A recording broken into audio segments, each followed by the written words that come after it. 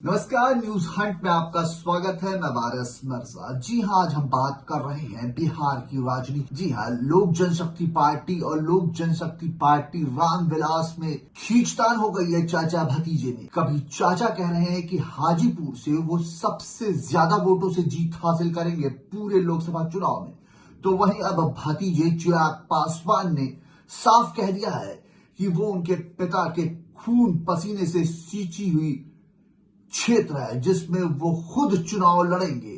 तो अब देखना ये होगा कि चाचा भतीजे के इस खींचतान में एनडीए कैसे सीटों का बंटवारा करता है, आइए आपको बताते हैं विस्तार से। चिराग ने फिर दी चाचा को टेंशन, बोले हाजीपुर सीट से एलजेपीआर ही लड़ेगी चुनाव, वजह भी बताई। लोजपा आर के अध्यक्ष चिराग पासवान ने एक बार फिर हाजीपुर सीट पर दावा ठोका है और कहा है कि इस सीट पर उनकी ही पार्टी का उम्मीदवार लड़ेगा, किसी और का इस सीट पर अधिकार नहीं हो सकता। लोजपा आर के राष्ट्रीय अध्यक्ष चिराग पासवान ने चाचा पशुपतिनाथ पारस की टेंशन इस बात को ऐलान करके बढ़ा दिया कि हाजीपुर लोकसभा सीट पर उनकी पार्टी के उम्मीदवार चुनाव लड़ेंगे।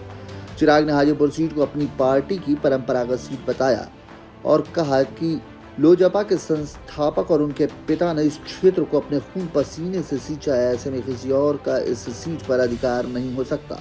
हाजीपुर सीट पर जारी चाचा भतीजे की जंग थमने का नाम नहीं ले रही। आपको बता दें कि ये पहला मौका नहीं है जब चिराग पासवान ने हाजीपुर सीट पर दावा ठोका था, लेकिन इस बार सिर्फ दावेदारी नहीं बल्कि ऐलान कर दिया है कि हाजीपुर सीट में उनकी ही पार्टी का उम्मीदवार चुनावी मैदान में उतरेगा। वहीं दूसरी तरफ चिराग के चाचा और लोजपा प्रमुख सह केंद्रीय मंत्री पशुपति कुमार पारस भी इस सीट पर अड़े हुए हैं।